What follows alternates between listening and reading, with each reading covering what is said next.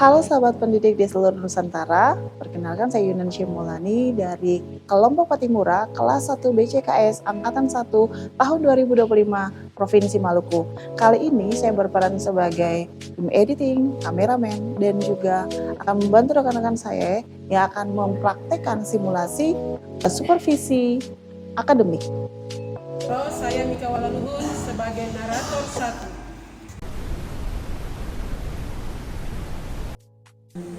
Pada kesempatan ini saya mengajak Bapak Ibu sekalian untuk menyaksikan praktek simulasi supervisi akademik pra-observasi dan pasca observasi yang akan dibawakan oleh kelompok Patimura BCKS Angkatan 1 tahun 2025. Ya, silakan masuk, Ibu. Selamat pagi, Pak. Oh iya, Ibu Yeti, silakan masuk. Iya, Pak. Duduk, silakan. Iya, Pak. Iya.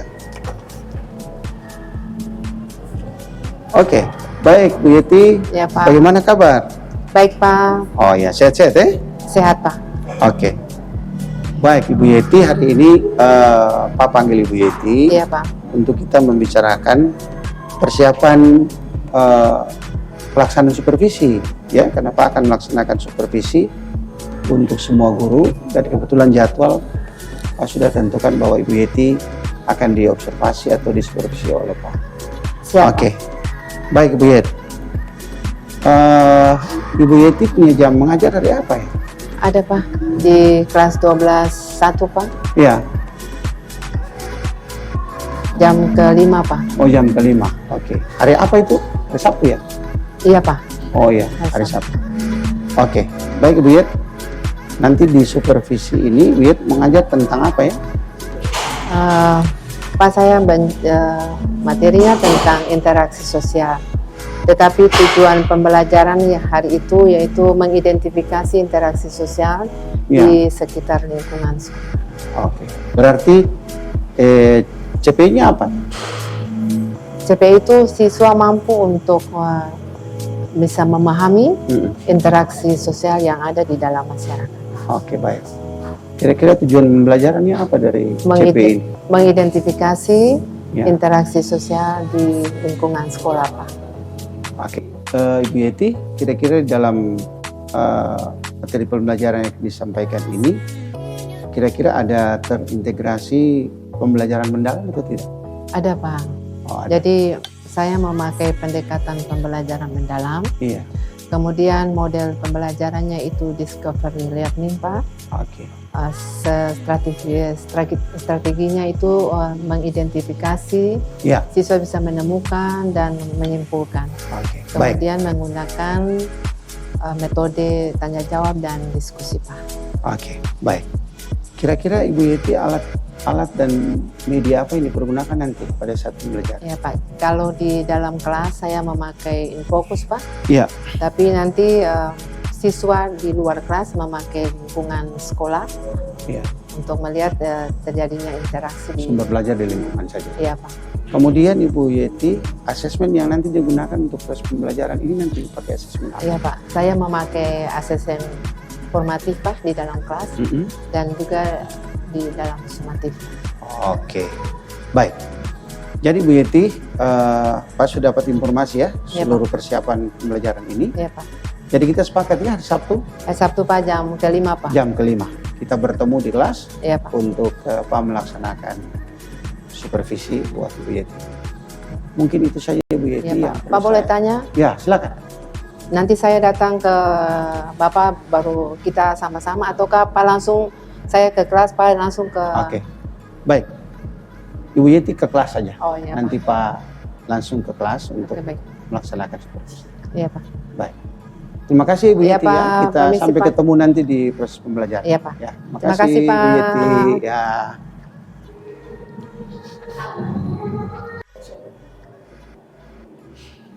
Setelah melakukan observasi, maka langkah selanjutnya kepala sekolah melakukan pasca observasi. Selamat siang, Pak. Oh, ya, baik. Silakan masuk, Bu. Silakan masuk. Saya dulu, Pak. Oke, silakan. Ini baru selesai mengajar ya? Iya, Pak.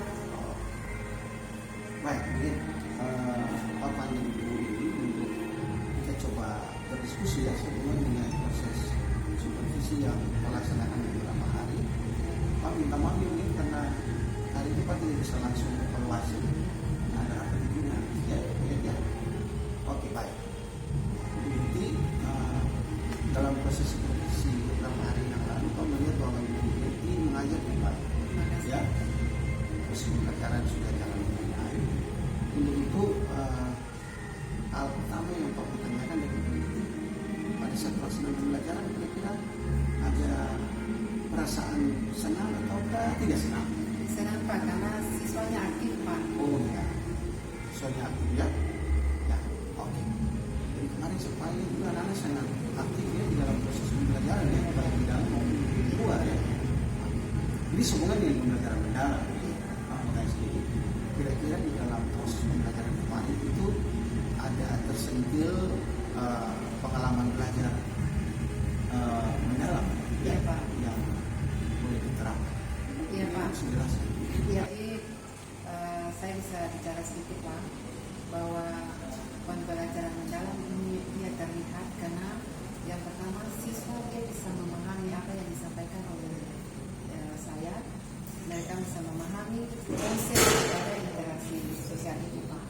Kemudian secara mengaplikasi mereka bisa mengidentifikasi interaksi yang ada di dalam kelas maupun di sekitar lingkungan sekolah. Dan akhirnya mereka juga bisa merefleksi bahwa ternyata interaksi sosial itu dia ada di dalam sekitar lingkungan mereka, baik interaksi secara langsung maupun secara tidak langsung. Baik, tahapan itu sudah dilaksanakan ya? Iya Pak. Khususnya dalam proses pembelajaran mendalam. Kemudian ini Pak tanyakan juga kira-kira ada tantangan ya? Apakah ada tantangan dalam penerapan proses pembelajaran mendalam ini sehubungan dengan penerapan materi yang disampaikan kepada anak? Jadi memang kalau tantangan di awal Pak, karena waktu itu saya untuk mereka melihat identifikasi yang ada, interaksi dalam kelas, tapi kurang terlalu nampak Pak, sehingga saya bawa mereka keluar, lalu mereka bisa melihat luar biasa dalam sekolah itu interaksi apa yang terjadi, dan dia terjadi, mereka bisa. Jadi proses pembelajaran mendalam dari luar ya? Iya Pak. Jadi kira-kira yang di luar itu ada ide-ide apa yang muncul dalam proses pembelajaran itu? Iya Pak. Jadi saya kepingin membawa mereka bukan di dalam komunitas sekolah saja, tapi di luar majemuk, supaya mereka bisa bagaimana ya majemuk itu dia punya interaksinya seperti apa Pak. Dan mereka kembali membuat laporan untuk dipresentasikan.